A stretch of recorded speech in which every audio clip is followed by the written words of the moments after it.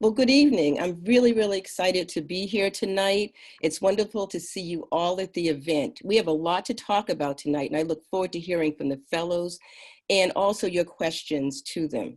We also hope that many of you will stay on for the optional breakout sessions where we will join other event participants and discuss how what we hear tonight from our distinguished fellows in Council Mejia can be applied to communities, organizations, and institutions.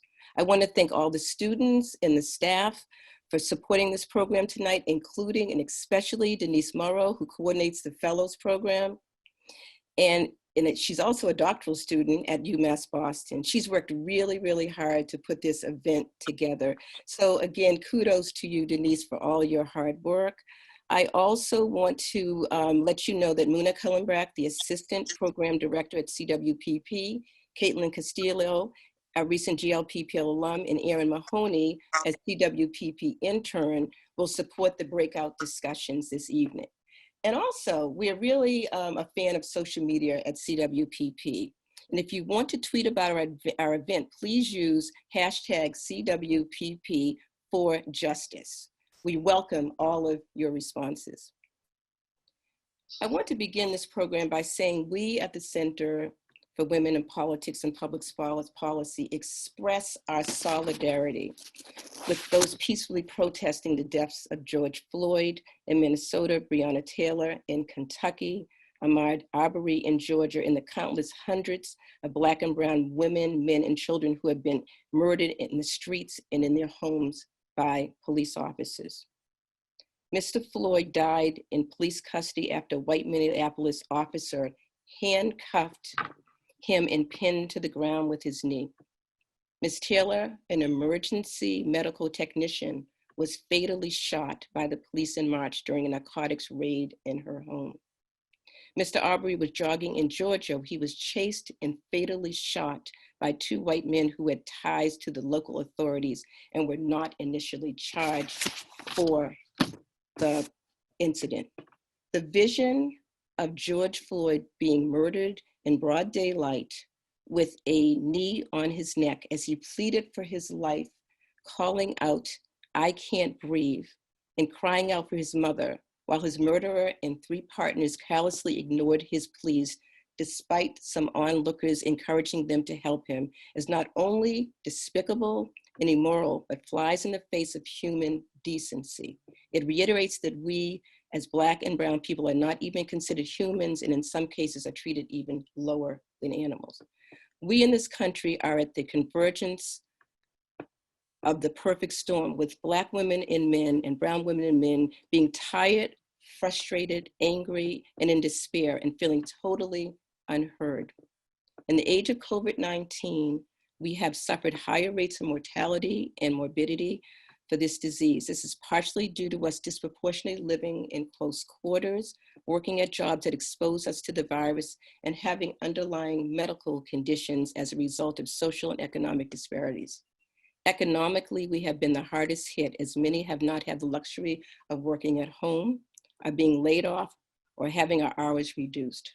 Politically, we are the last to receive health and medical resources in our communities. On top of this, again, we are seeing our brothers and sisters being killed and harmed in the streets with little justice being shown, and a history of police officers given very little consequences or none for their actions.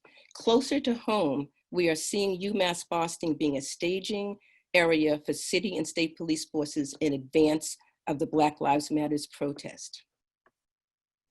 Councilor Mejia and the Distinguished Public Service Fellows that I will introduce in a minute will provide their thoughts on this matter, discuss their immigrant story and the immigrant rights, COVID-19, and the connections between all of that. This is a time where we are really in a tumultuous place in our country. But before I go further, what I'd like to do is provide a basic overview of the Distinguished Public Service Fellows Program. And this is a program that we're really proud of at the center. And you will soon see that we have brilliant fellows, and we are very blessed to have them at our center. So the Center for Women in Politics and Public Policy at UMass Boston launched the fellowship program in 2016 to build bridges between generations of women in public leadership and prepare the next generation of leaders, with a particular emphasis on advancing the leadership of women of color. Fellows spend 2 years giving public talks, mentoring our gender leadership and public policy students. And I want to say the students have been really, really thrilled with the level of really good mentoring that they've had this year, as well as the mentoring that they've had previously. The fellows make a huge, huge difference in the lives of our students. In addition to that, the fellows also have a public leadership archive. This year, the fellows are actually putting together a publication in reference to their particular stories as fellows and their perspectives on a number of issues that relate to community women's leadership in the immigrant story, the cohort theme for this year. We are beginning to read the drafts of those particular stories, and I can say that they are incredible, absolutely incredible, and we can't wait to see the final versions. So what I'd like to do, I've said a lot about the fellows, but I'd like you to know a little bit about them. In the interest of time, I will briefly introduce our 2018 and 2020 Distinguished Public Service Fellows. Their full bios have been shared in the chat room. Please feel free to refer to them. The 2018-2020 cohort includes Charlotte Goler Ritchie, who served in the Massachusetts House of Representatives and served under Mayor Menino and Governor Deval Patrick. Vanessa Calderon Rosado, the CEO of Incolinos, Ricans, I might be saying this wrong, in Action, a community development corporation. Lydia Lowe, the director of Chinatown Community Land Trust, and former director of the Chinese Progressive Association, and last but not least, Alice Wolf, who served in the Cambridge School Committee in the City Council as Cambridge Vice Mayor and as a Massachusetts State Representative. So as you can see, these women are powerhouses. Next, I would like to introduce Councilwoman Julia Mejia. And I really enjoyed reading her bio. And her bio really speaks to why she's here this evening, moderating and providing remarks. Like many residents in the city of Boston, immigration is part of Julia's story. Julia was born in the Dominican Republic and arrived in Dorchester when she was only 5 years old. Raised by a single mother who was undocumented, she began advocating at a young age on behalf of her mother and others in her community in order to access vital city services. While working with her mother cleaning offices in the evening and working towards graduating high school during the day, Julia attended a presentation by the Reverend Liz Walker, and I know Liz Walker pretty well, and she is a dynamo to say the least. And that would change the course of her life. She went on to graduate from college and high school, and went on to work for MTV, covering the 2000 presidential election as a reporter, focusing on her lifelong passion of government accountability and civic engagement. She created and led a civic engagement group focused on voter registration and was the founder of a nonprofit education network. Through her work, Julie has become enriched by the experiences of bringing people together from all walks of life. Elected to the City Council of the great city of Boston starting in 2020, Julia serves with the reminder that nothing about us, and I love this quote, nothing about us without us is for us. Julia is a graduate of Dorchester High School and holds a Bachelor of Arts degree from Mount Ida College. She lives in Dorchester with her daughter, Annalise, and their little she-show, Toby. Julia, I am looking forward to your remarks, and take it away. Thank you. Wait, I'm not sure if I'm unmuted. Can you hear me? I can hear you, yes. Thank you. Good evening, everyone. It's great to be here. I'd like to first start off by thanking everyone for tuning in tonight and to be a part of this conversation, and the 4 fellows and my co-moderator for facilitating this conversation. I'm Denise Murrow and Dr. Jefferson for organizing the UMass Boston Center for Women in Politics and Public Policy for hosting this conversation. Even if we can't be here in person, we're all here right now in Zoom land. And so welcome, looking forward to diving into the conversation, but just a quick few little bits and pieces of my story here to this country. As you know, as you heard in my bio, I came here when I was 5 years old. And I remember leaving the Dominican Republic.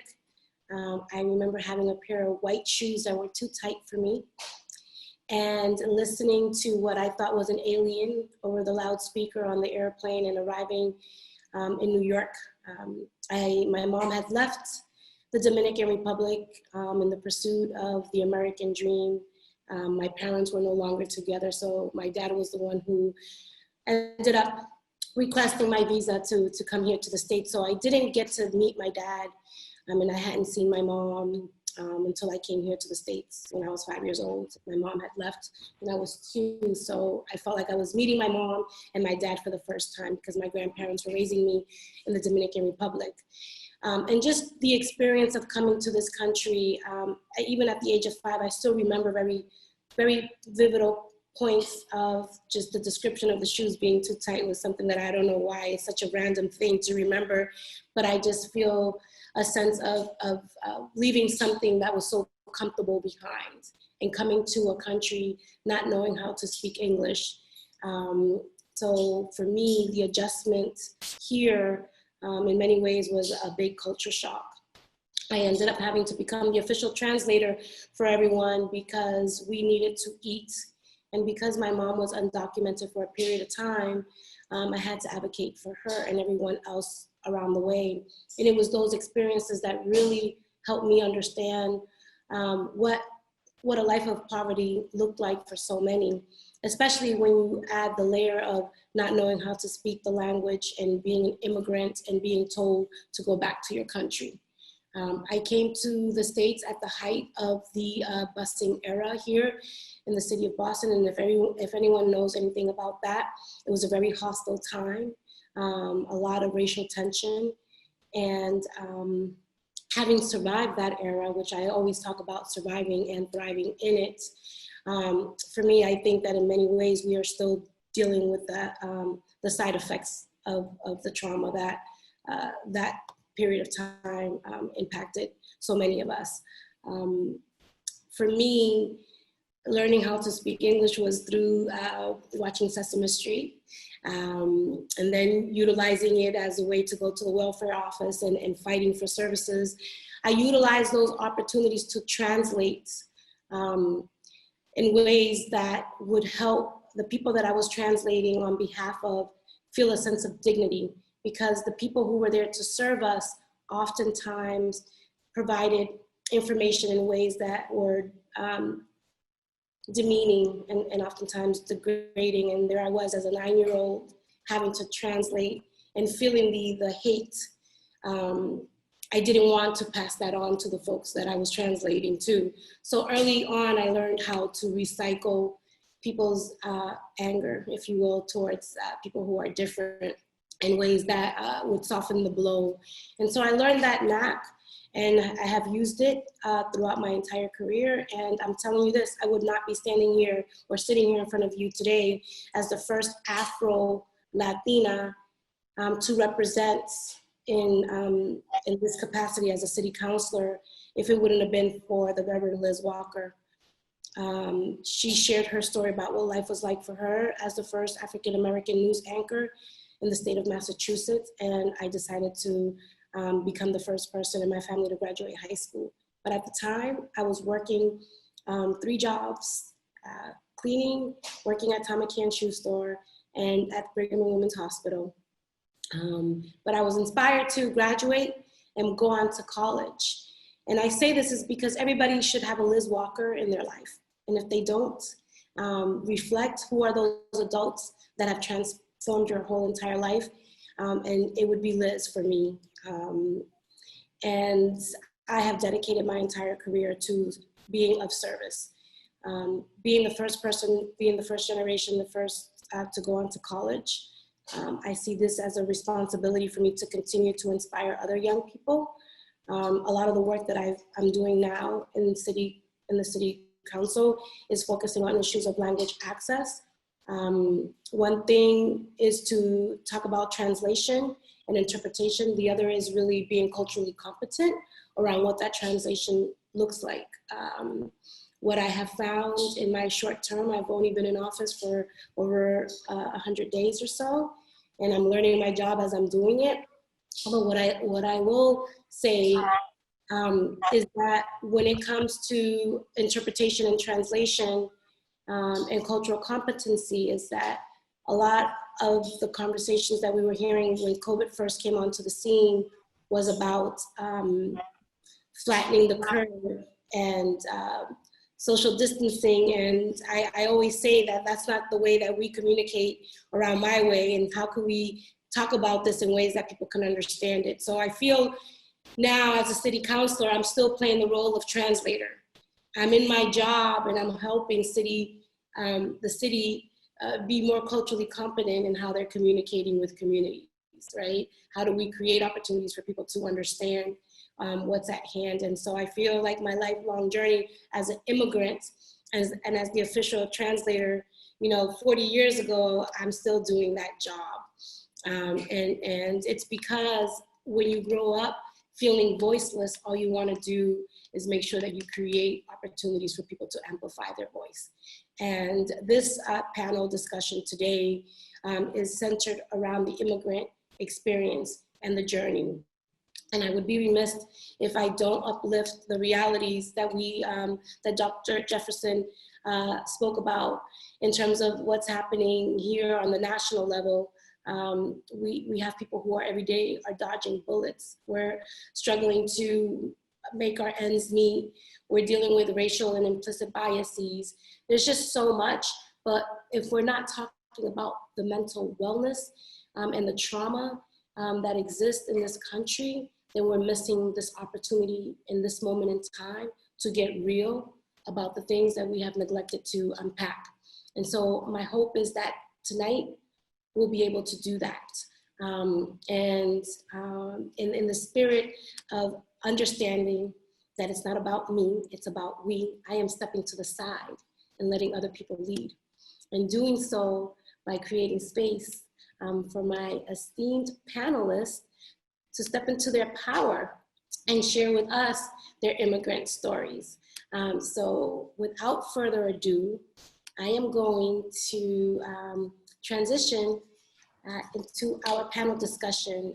And I'm gonna start off asking Charlotte, the question is, what is your immigrant story?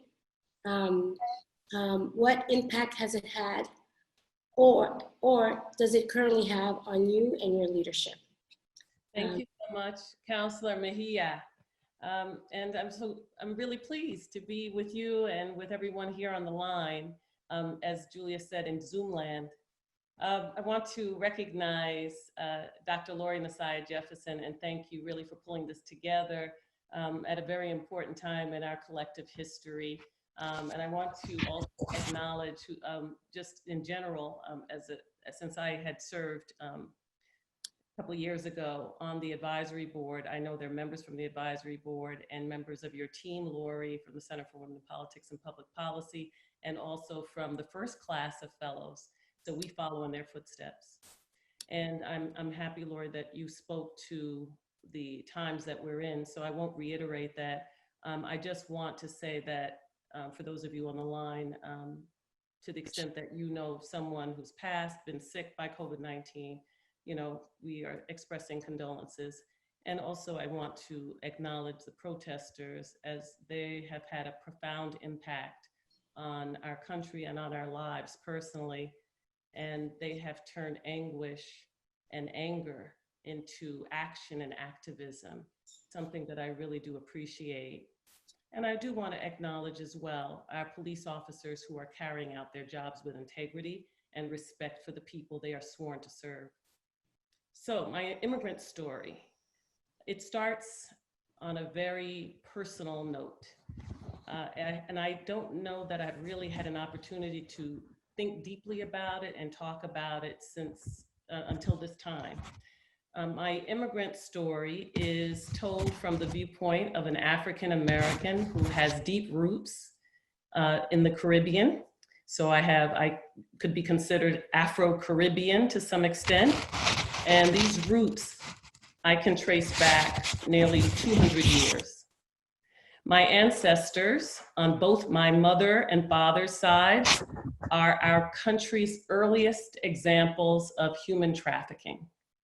They were brought to the New World as part of the transatlantic slave trade, originating in Africa, and their forced labor fueled the economies of the British colonies, in my family's case, in North America and in the Caribbean. On my mother's side, my story involves the migration from of Caribbean grandparents during the 1920s. So my grandparents were actually born 2 centuries ago. My mother was the youngest, so my grandparents were born in the 1800s, if you can imagine that. They were very young at heart, but they'd lived a long time by the time that I met them, and I'm happy I did. So they emigrated to New York City by way of Ellis Island, right, from one island, Barbados, to another in New York. On my father's side, the family could be considered domestic refugees. They were fleeing segregated South Carolina during the 1930s, 40s, and also headed to New York. They are counted among what we call members of the Great Migration of African Americans who fled the South because of segregation and oppression, seeking opportunity. They were among 6 million people who left southern rural towns and cities and headed to the north, to northern cities, to the Midwest, out west, between the years 1916 and 1970. When my mother's parents arrived in New York by steamship, it was during a period of great prosperity in the United States.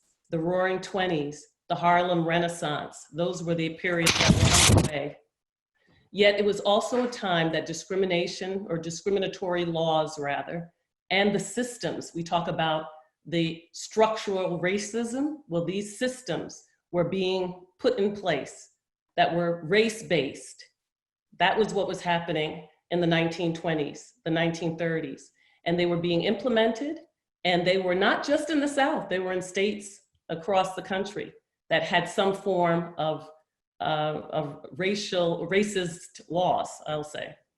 And so these laws that we see from the early part of the 1900s affected African Americans and people of color, but also immigrants, also new arrivals to this country. So the issue of immigration has influenced my perspective, my life, my leadership in many different ways. Beyond my personal story, my family's journey, and the childhood that included growing up in Brooklyn in a neighborhood that is known by some as the Little Caribbean, as Crown Heights, Brooklyn. My perspective, having lived in Dorchester like Councilor Mejia for many, many years, raised my family there, one of the most diverse communities in the Commonwealth. And certainly I've been influenced by the work that I've done at the Mass Commission Against Discrimination, where I handled, mediated many complaints of discrimination based on race and color and ethnicity and national origin, and my former service as a Peace Corps volunteer in Africa, and a whole host of other things, led me to have at least some level of understanding, some level of empathy around the motivations, the struggles, the courage that it takes to leave your homeland, the faith in what lies ahead, all of those things that I think that people who have left their countries seeking the American dream have experienced. And it is a drastic action to uproot yourself and your family, seeking a better life, a new land, and the American dream. So I'm happy to be here, and thank you for including me in this conversation. Thank you so much, Charlotte. Great to hear your journey here. I am going to move on to Lydia.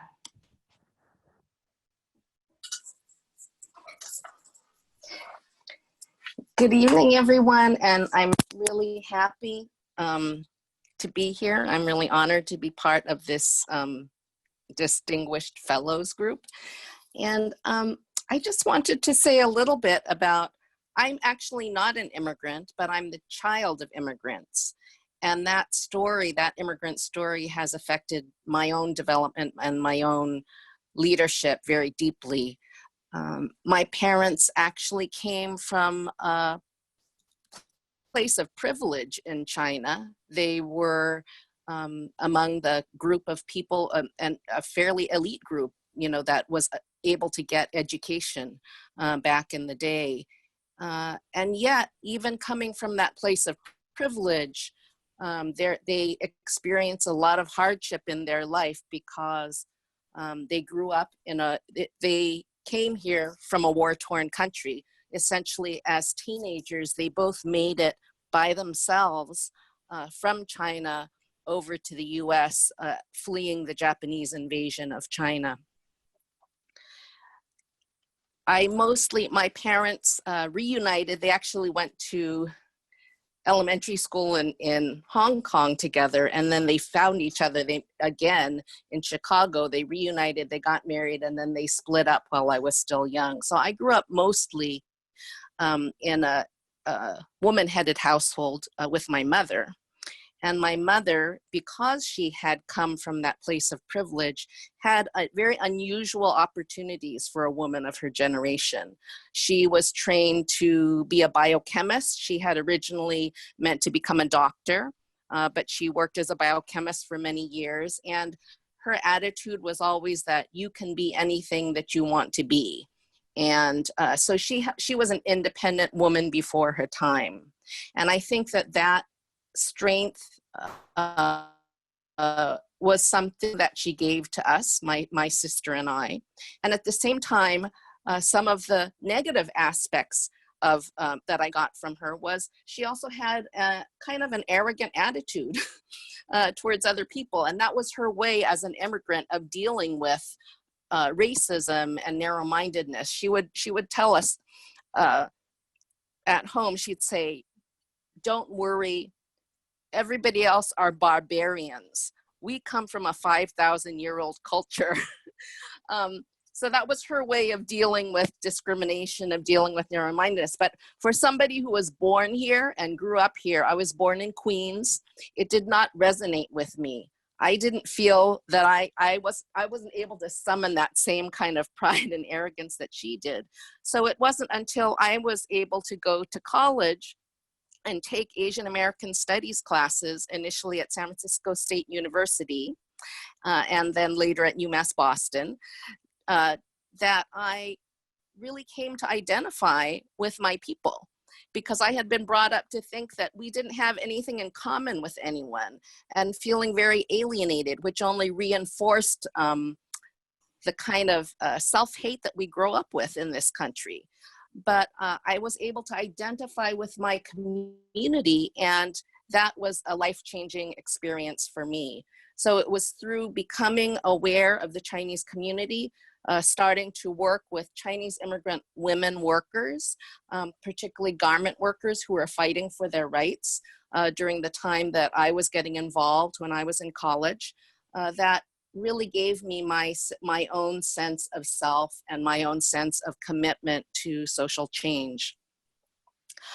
I think the other thing that was important for me was claiming my Chinese Americanness and stressing on the American identity, because it's interesting. My daughter is a 7th generation American, because she descends from a railroad, somebody who built the Transcontinental Railroad. But when my daughter walks down the street, people tell her to go back where she came from. And that is a part of being the perpetual foreigner. And I think this is a particular, we are in a period of extreme and rising racism. In many ways, our Asian community is not facing the hardest brunt of that racism. And at the same time, the tensions with China, the fact that every war in the last century that this country has been involved in has been fought in Asia, it does mean that there's a particular character to the racism that's faced by Asian immigrants. And that's something that I take to heart very much and feel that my own journey has been one of working to change that. Wow. Thank you. Thank you so much. I'm so honored to be moderating this because I'm learning and listening to these stories. I feel like I have a deeper insight and perspective to some of the folks who I've been following and admiring and learning from along the way, but these we're getting a little bit deeper, and I really do appreciate it. Thank you. I'm gonna move on to someone else who I have similar parallels with. Alice, you're next. Thank you. Thanks so much, Julia. It's wonderful to be with you and with all of the panelists and all of the people who are watching. Before I tell my immigrant story, I feel that I must acknowledge this time of crisis. Quoting Congresswoman Ocasio-Cortez on May 5th, she said, "This crisis is not really creating new problems. It's pouring gasoline on our existing ones." COVID-19 and the spate of recent murders of Black people at the hands of the police magnify like a millionfold the story of how institutional racism, other injustices and discrimination, and the epidemic of poverty have and are making the lives of so many in our country unbearable. As a person of white privilege, though not always of privilege as you will hear, I plan in some way to continue to work to change that. So on to my immigrant story. My immigrant story starts in Vienna, Austria, at the time of Hitler and the Nazi regime. As has been for immigrants from other countries, it was prompted by mass persecution of members of a particular group.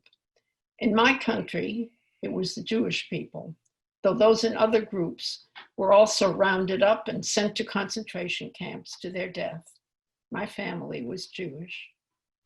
I left Vienna at the end of 1938 with my parents on a train to Hamburg, Germany, and then onto a ship bound to the USA. We were the lucky ones. We were able to obtain the proper visas to leave Vienna and to come to America. Many others, including members of my own family, were not able to do that. In our case, there was a thin, fragile thread that allowed us to leave. It involved a very distant relative by marriage who had spent some time studying in Vienna 10 or 15 years before. My mother had met him because the distant relationship had to do with her very favorite aunt. When the catastrophe of Hitler became clear to my parents, they wrote to this far-off relative in a far-off country, America, the only person in America they knew, and asked him to supply an affidavit necessary for obtaining a visa to come to this country. The affidavit would specify that our family would never become burdens on the state. After several letters back and forth over the months of our distant relative agreed to sponsor my family. This very, very thin thread was the only possible road for escape. And even in this lucky story, there were many months of uncertainty and growing chaos and danger in Vienna, including my mother being picked up by the Nazis off of the street. This weighed heavily on my parents, including their need to separate me from them for a period of months to keep me safe. So you can probably understand why my parents hardly ever talked about this story while I was growing up. So there are many things I don't really know about. For many trying to head to America to flee persecution or economic chaos, the thread is just as thin as it was for us, or for some people, non-existent, and the threat is overwhelming. Like so many others, our refugee family arrived here with only a few dollars in the pocket and no one speaking English.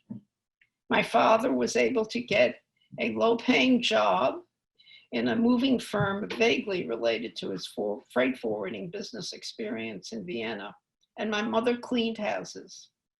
I was thrown into the kindergarten, not speaking a word of English, and wearing what was considered weird clothing, and I became the subject of bullying as a result.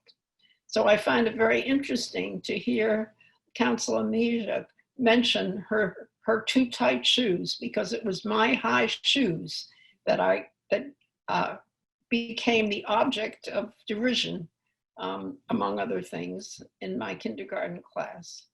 Nevertheless, I did learn in that kindergarten class to sing Good Morning Little Yellow Bird, and I will spare you not singing it for you now. And when I learned and sung in English, I remember being very, very pleased. So that is the story of my coming to this country as an immigrant under circumstances in which, if I had not been able to be here, I would not be speaking to you now, because I would have been killed in a concentration camp. Thank you. Thank you, Alice. Thank you so much for your story. I think it's important for us to acknowledge that in our storytelling is sharing bits and pieces of ourselves and history.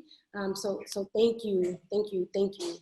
I am now going to ask Vanessa to share her story with us. Thank you, Counselor, and thank you everyone for joining us tonight. I think that it's amazing to see a group of women and leaders coming together in community in Zoom land, despite the circumstances. I, like others before me, want to acknowledge the pain and the sadness that we are feeling due to the murders of our Black sisters and brothers, and how we all need to, especially those of us who are not Black, that we need to lean on to our sisters and brothers and listen and learn to lead by following them, to follow the lead, to make things better. So my immigrant story.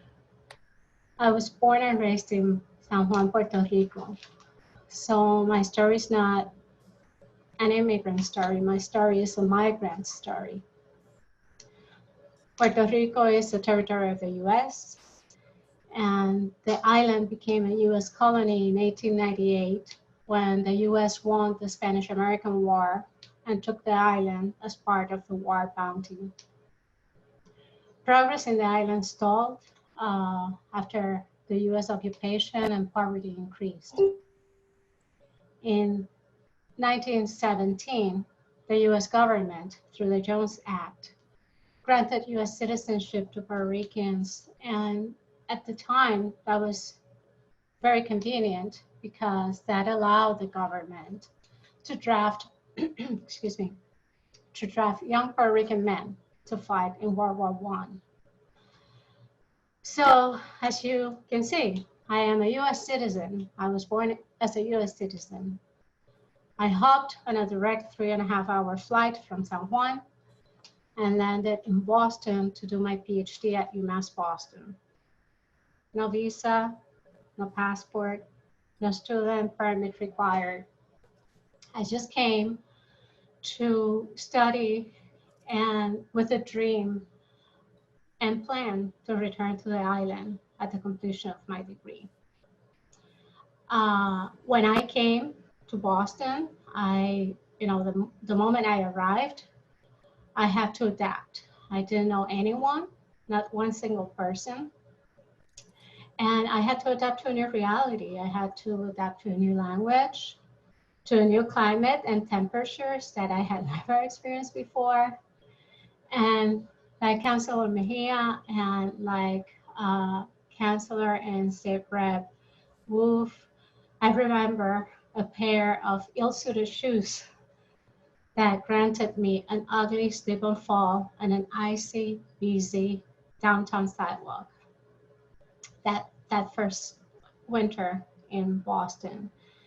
And I do remember the embarrassment and the loneliness and a sense of not belonging when that happened.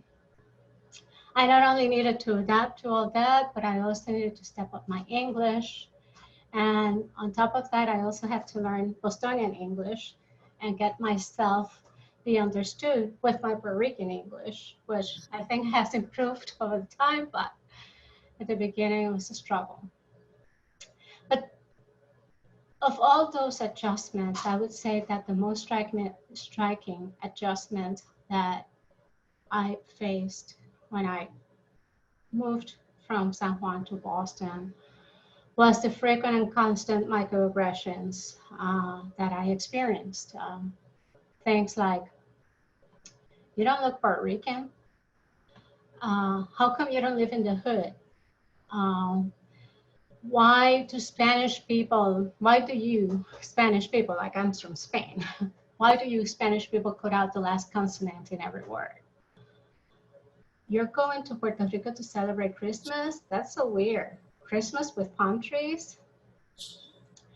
And so on and so forth, including the question, why don't you go back to where you came from?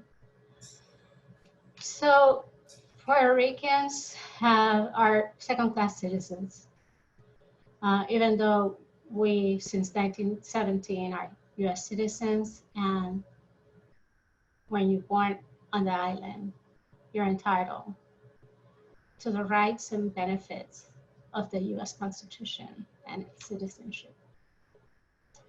Over time, many have argued that the Puerto Rican experience in the US is more similar to the Black community experience, where many others liken it more to the experience of other Latinx immigrant groups.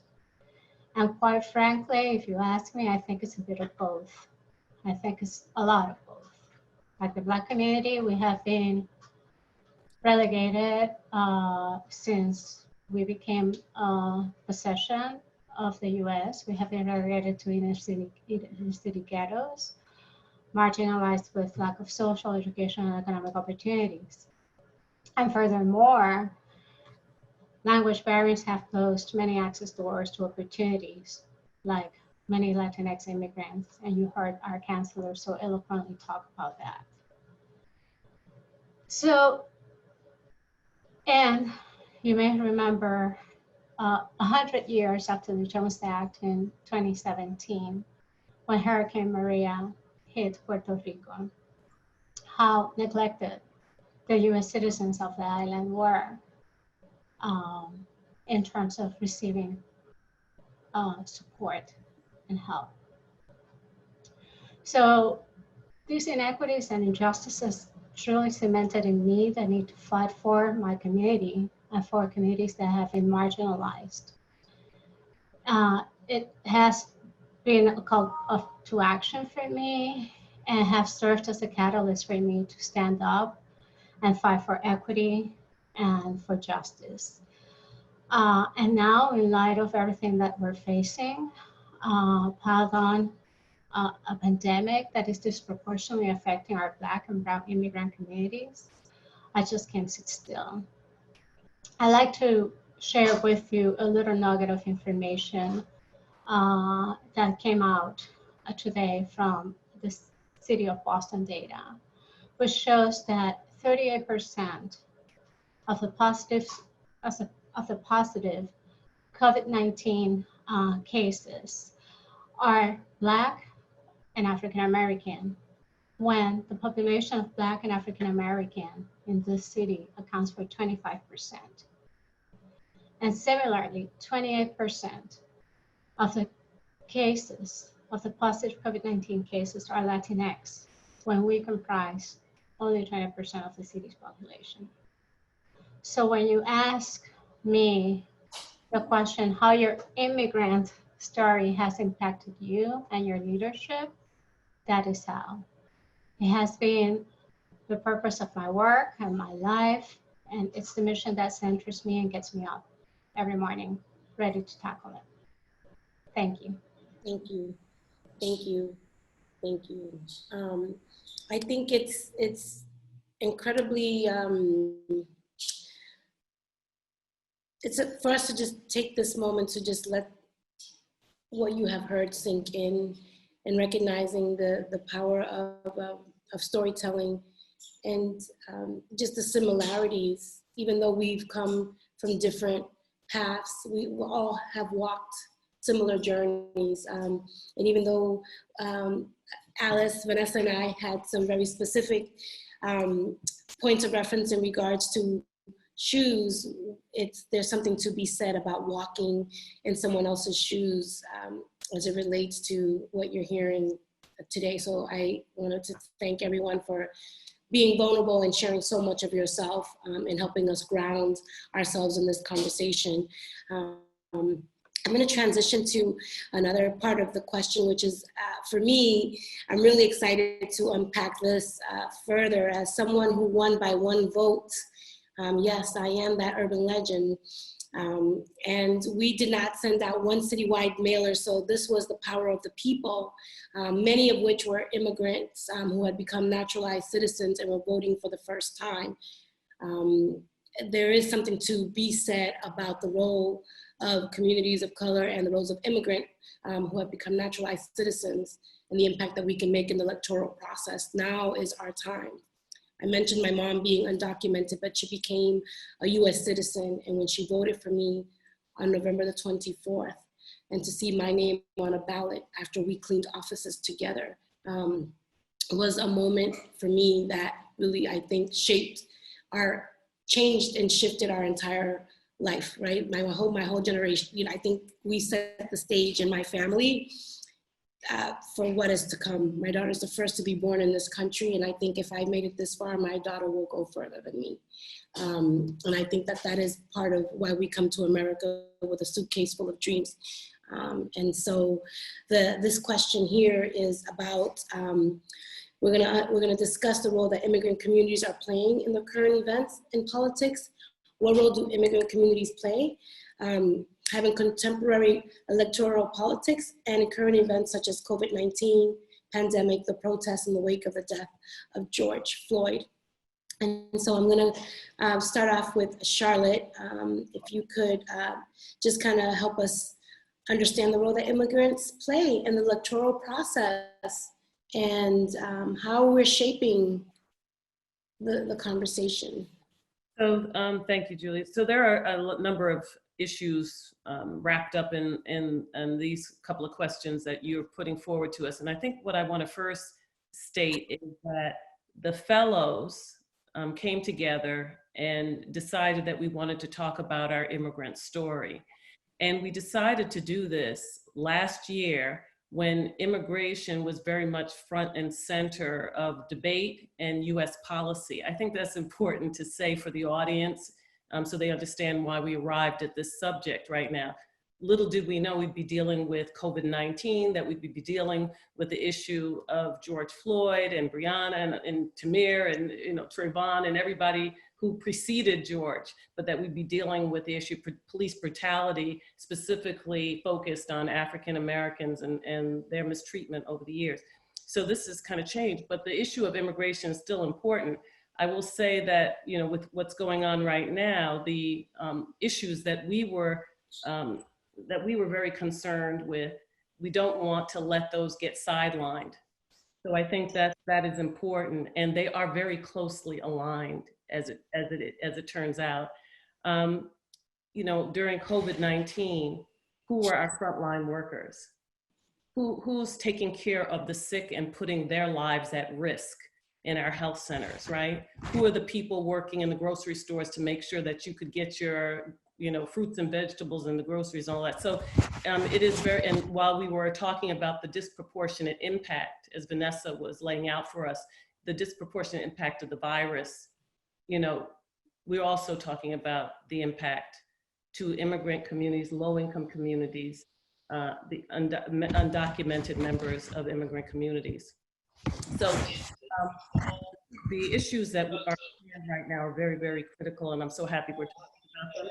But if you think about it, the issues around immigration are very complex, they are controversial, they're divisive. And the issues around race have been very much the same. I don't know that I've heard so many people, talking and protesting and at this level. I mean, I grew up in the 60s and 70s, but I was too young to do the March on Washington and that kind of thing. But this is quite amazing to see that this has become a global movement that we're witnessing now.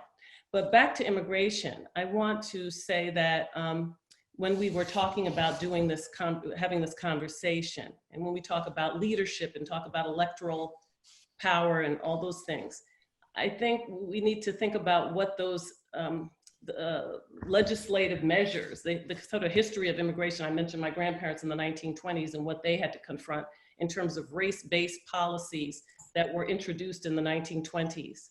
And we don't have time to go through the whole timeline, but if we just think about from 2016, and we talk about the electoral process in 2016 with the election of our president, the rhetoric during that campaign was very strongly anti-immigrant.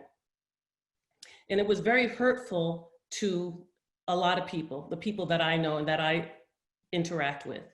And there was an effort to criminalize immigrants, which we will recall. And if you remember the call for the construction of a wall at the border between Mexico and the US to prevent people from the country south of the border from coming in.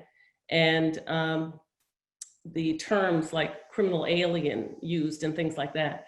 And then post-campaign, thousands of control agents who were deployed at the border, the detention of asylum seekers at the southern border, and including the horrible treatment of children and babies that the press and elected officials who visited uncovered. And then in 2017, you remember there was this Muslim ban. And there have been other bans since then. That wasn't the only ban that, people may not remember that, but that was the first ban. There have been other bans. And the executive order, even just last month, banning certain immigrants from entering the country ostensibly because of the pandemic. Also, we know that members of immigrant families, undocumented immigrants are grappling with this situation around being denied benefits and how that has affected their lives, and how are they going to put food on the table and all those kinds of things. And these are people who actually are employed and pay taxes. So when we think about these are the issues, the critical issues that the immigrant community has faced, we know that the attention that has been brought to them has been led by immigrants. I mean, Councilor Mejia is one of many immigrants who are out there bringing our attention to these issues. And so, yes, we need to be, and immigrants need to be supported by others, African Americans like myself, white Americans, Asian Americans, we need to, all of us, be together working on these issues. But let's not forget that powerful, I think influential, knowledgeable immigrant people of this country are driving these issues and helped to bring the attention around DACA and the Dream Promise Act that made it through the House, but unfortunately failed in the Senate. So I will just say that these are important issues. It's an important year to discuss these issues. It's important to elevate our leaders in the immigrant community who are most conversant on these issues. This is a year that we're going to decide on who our leaders will be. So we want to pick our people very carefully, vote for our people very carefully. We want to Be mindful of the fact that the people who treat us fairly and justly and with respect on off years, not just on election year, are people that we need to keep in mind, and who will know will be there to help us fight for our ability to thrive and survive. Thank you. Thank you so much, Charlotte, for that. Yeah, I know it's so, I share the sentiment in terms of the content of today's discussion. So I really do appreciate you framing it and helping us understand that piece. I'd like to move on to Lydia, and then after Lydia, we'll go to Alice. Yeah, I think the thing that's, most on our minds right now is the murder of George Floyd, and just the whole string of murders that we have been seeing. And not only from the police, but from the rising right-wing vigilantes as well. Every person should be outraged at these murders, the seemingly endless string of killings. And immigrants should be the Black community's best allies. Should be because Black immigrants are an increasing part of the immigrant community and of the Black community, because the prison industrial complex, the far right, our president, are criminalizing Black youth, Black people in general, as well as immigrants. And because COVID has really revealed the similar place that our different communities of color and immigrant communities of color occupy on the bottom rungs of the social ladder. Boston's Asian American immigrants are also low-wage service workers who are either disproportionately unemployed and in the moment from the hospitality sectors, or frontline essential workers such as in the home healthcare industry. And Asian Americans generally have been targeted in this COVID period with a different type of racism, facing harassment and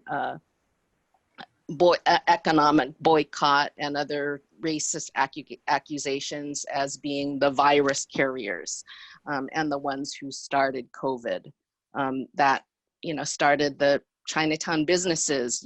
People stopped going to Chinatown businesses as far back as January, even before we were aware of COVID coming into the state. I feel it's particularly important for Asian Americans there's a long history of Asian Americans being labeled the model minority, going back to the 1960s, in order to deliberately pit us against the Black community and the struggles of Black Americans. And that's why it's particularly important for Asian Americans to take a clear and public stand with African and Black communities in this moment. And our communities actually have a long history of solidarity, particularly here in Boston. I think that the Asian American movement really grew up in the footsteps of the civil rights movement and the Black Power movement that paved the way for increased access to education and employment for everybody, that paved the way for our ability to challenge language-based discrimination and the liberalization of immigration in 1965. We have a history of the Rainbow Coalition here in Boston, of the Who's Boston Coalition, the New Majority, which was birthed at UMass Boston, and the Right to the City. It's a long and continuing history of cross-community coalition building. So we should be the best allies, but it's not necessarily so. And I think that's because within the immigrant community, like all communities, we have class struggle, and the interests of the immigrant workers to whom it's most clear that our fates are tied together are not necessarily the leaders who are setting the tone for the whole community. There's, fear, prejudice, anti-Blackness. It affects everybody. And I think there's also a lot of kind of a guest mentality that immigrants have, particularly when you're new to the country, of feeling that, you're here, This is not your country. It's not really your place to, to challenge the police and the power structures and so on. But I think that that's why, for those of us who do have this point of view, that it's really incumbent on us to do that work in our communities, to say, if we want to fight anti-Asian racism, we have to fight anti-Black racism, and we need to fight it in the streets, on Zoom, and at the polls this fall as well. Spoken like a true activist and organizer. Thank you, Lydia, for that. It's time to mobilize. We've been doing it for far too long. Here we go. I'm gonna move on to Alice. Oh, you're on mute, Alice.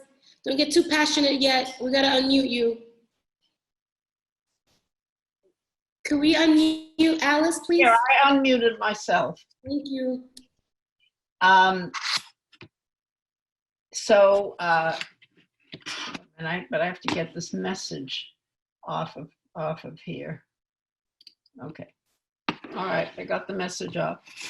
So I want to start off this part of the discussion, which perhaps having heard all these comments of our former speakers, and I'm sure we will again, are obvious, and that is to talk about the many strengths that the immigrants bring to our country.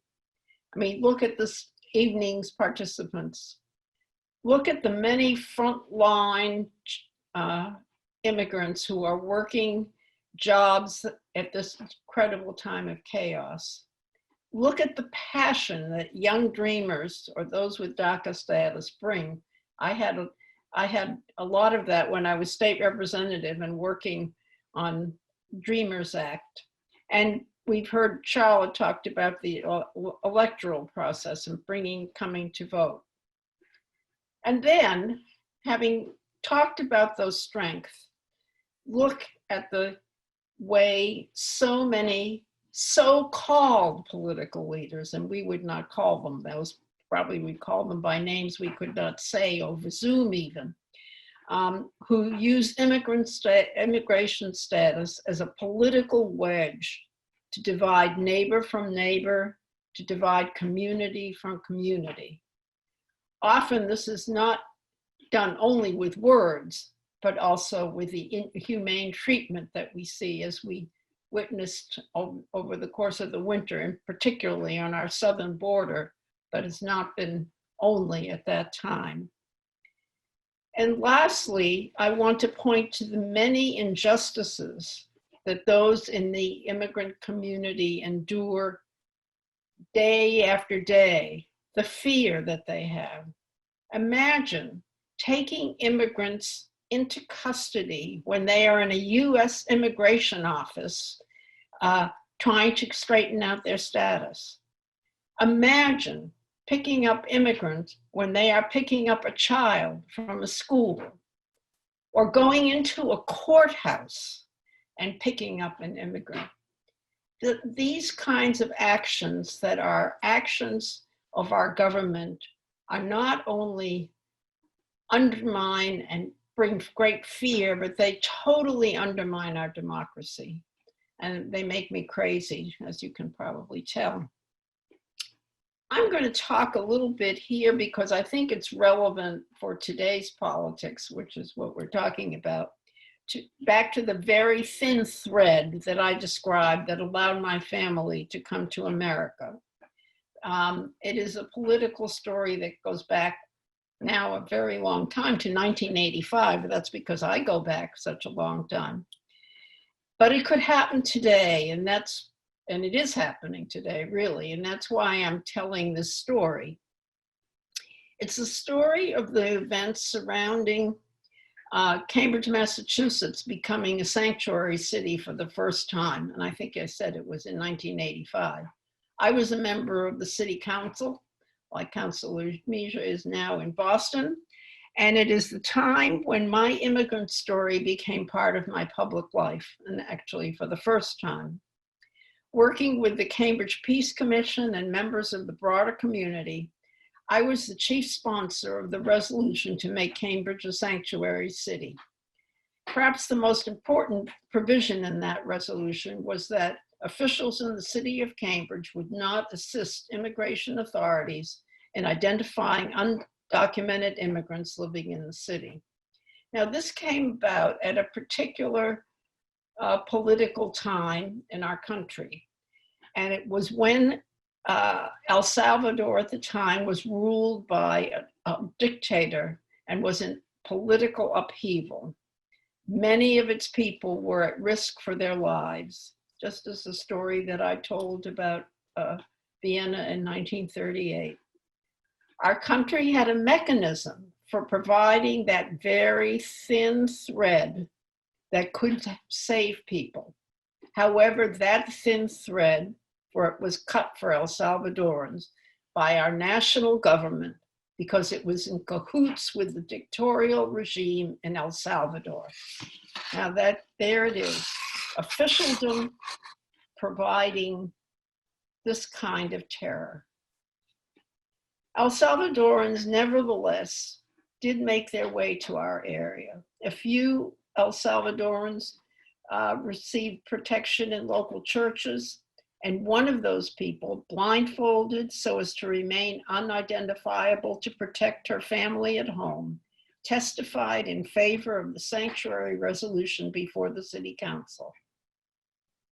That is when my immigrant story made it to the floor of the city council, totally unplanned, certainly not politically motivated, and public for the first time. The blindfolded, fearful testifier impelled me to tell my story because I so strongly identified with her.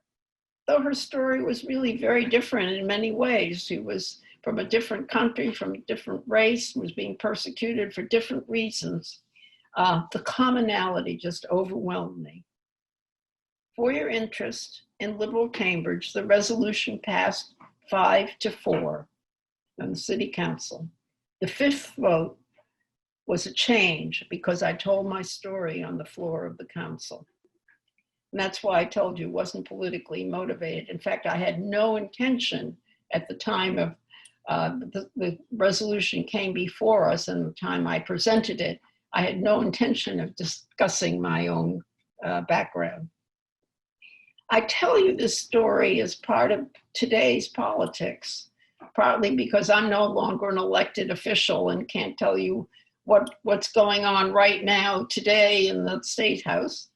But it's also because, as I have talked about, people being pulled from schools and pulled from immigration office, these official actions are part of and parcel of our government now. It's great to have good policies if we can ever have them, but in fact, doesn't matter what policies have been in place. In fact, the way in which our government can work can often be undermined by the political leaders that we have before us. And so remember always that there is a very thin thread for many people to be able to not only to come to this country, but be able to live here decently. And that thin thread now in this terrible time is being broken over and over again. Thank you. Thank you for that, Alice. You know, just two things I'm gonna lift up and then I'm going to pass it over to Vanessa. One is that I really do appreciate you leading from a place of asset. Oftentimes when we talk about communities of color, immigrants, we always lead from a place of all the deficits and all the things that we don't have. So I really do appreciate you setting the stage for all of the amazing contributions that we have made here. So leading from a place of strength is important for us to continue to challenge ourselves to do when we're talking about communities that have been not yet heard. So thank you for that. And then the other piece is that on January the 20th, 2020, one of my first hearing orders that I filed here as a first time city councilor, was a safe community, a safe sanctuary spaces. And 2 days later, I received a lot of hate mail and voicemails as a result of taking a stand. So again, going back to how parallel our journeys are, it's just amazing to see that so much time has gone by, but we're still having the same conversation decades later. But it's people like you who have taken a stand and have led on this that has inspired us to continue to do this. So thank you for your leadership. I'm gonna go on to Vanessa to share with us that power that we have. Thank you, Counselor. And I think a lot of the things that I wanted to say have been said by my fellow panelists. As we all know, for the most part and for the longest time, immigrants have been the backbone of the U.S. economy. Immigrants come with a desire to achieve the American dream, and that means working hard. And working hard in doing the jobs that most of us and most Americans don't want to do. In the food industry, in restaurants, in the farmlands, in factories, in hospitality and tourism, cleaning, retail, construction, really works that require manual labor, a lot of effort, physical effort, and that's who's carrying our economy. And that has become even more apparent on COVID-19, when many immigrants who work in these fields have lost their jobs and their livelihoods, and everyone had to think about, well, what about basic food? What about rent? What about mortgages? What about internet connection, so they and their children can continue to live and connect in this new modality. So I'm gonna try really quickly to share this screen with you, because the Boston Foundation's Boston Indicators Project, along with the UMass's Donahue Institute, Gaston Institute, Asian American Institute, have put together really amazing. Let me see if I can do this. I've never done it before. Can you see it? Yes. Okay. So what you see here in this graph is the number of workers in Massachusetts, and this is updated information as of June 1st, I believe.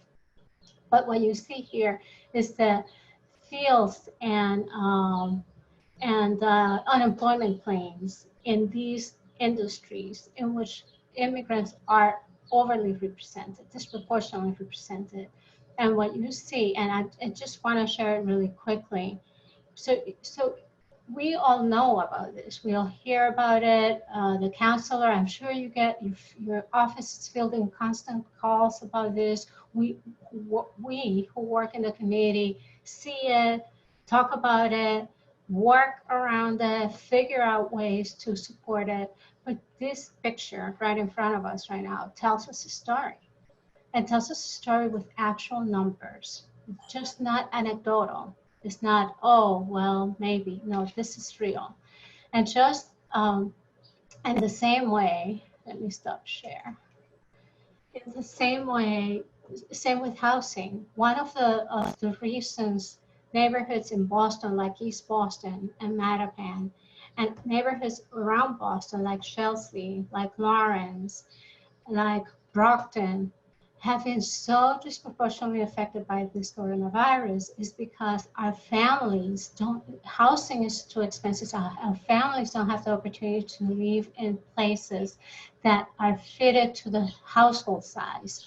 So you have multiple families living in small apartments and not being able to establish physical distancing and really having the opportunities and the privilege that others like us, like me, have. So these are really stark issues that we need to address. And to me, what this means is political power. It's not just about the power of immigrant communities in the electoral process, but in the political process. The fact that this year census, there was such a push till the very end to include a citizenship question in that census. It's just another example of trying to marginalize and disenfranchise and disempower our communities, our immigrant communities. So we need to continue to work to get our immigrant communities become citizens and get them out to vote. Like our council was saying earlier, that she became that urban legend in that election, that one vote that counts and makes it happen, happens. So I think that, you know, as I was preparing just to close, I don't want to say all the things that I was thinking of saying because it's been said already, but as I was preparing my thoughts for today's community building, I was thinking that since September of 2017, I've been working my butt off when Hurricane Maria hit Puerto Rico and the diaspora, Puerto Rican diaspora, mobilized to support and help with the relief and the recovery of the island. And that was a really long, drawn out process. And then we are working with the immigrant issues and the DACA and the DREAMS Act, the Safe Communities, really working in Boston and alongside Councilor Mejia before she became a councilor on stopping school deportations in BPS, which people don't talk about, but it's real. So all those things really happening. And then the pandemic, and now the pile on top of the murders of our Black sisters and brothers. And as I'm thinking of all that, I realized that 2017 is a pivotal year. You know, we talk about pivoting too much these days, but 2017 was really a pivotal year. It's the year in which the administration in Washington, D.C. changed. And at that moment, everything changed. So this is highly political. And to the extent that each one of us in our little corners in our daily work can continue to mobilize to ensure that our communities work and immigrant communities work and are respected and heard, that's our job. Thank you. Thank you. Thank you. Thank you so much. I did mention earlier that I feel like I have my Zoom passport. So I'm traveling from Zoom to Zoom.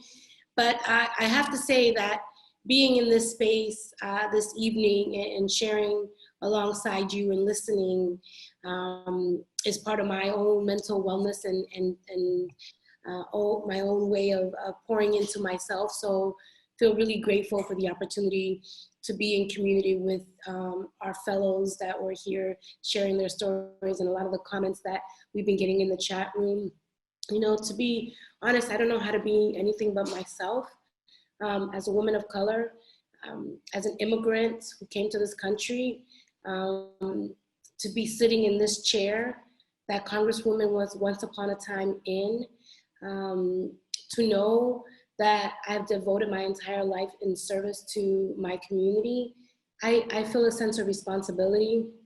And I also see the immense opportunity that we have here in front of us today in terms of moving the work forward. And so we can only do this if we're all working across our differences, across our silos, because when it comes to the things that we're hearing about and talking about today, it's nothing new. It's just packaged differently. And so it takes us in working in different ways, whether it's community organizing, elected officials, people telling their stories, sharing their truth. It's gonna take all of us to really move the work forward. And so I'm grateful for your partnership in that journey. And thank you for giving me the opportunity to spend some time with you this evening. I am incredibly humbled.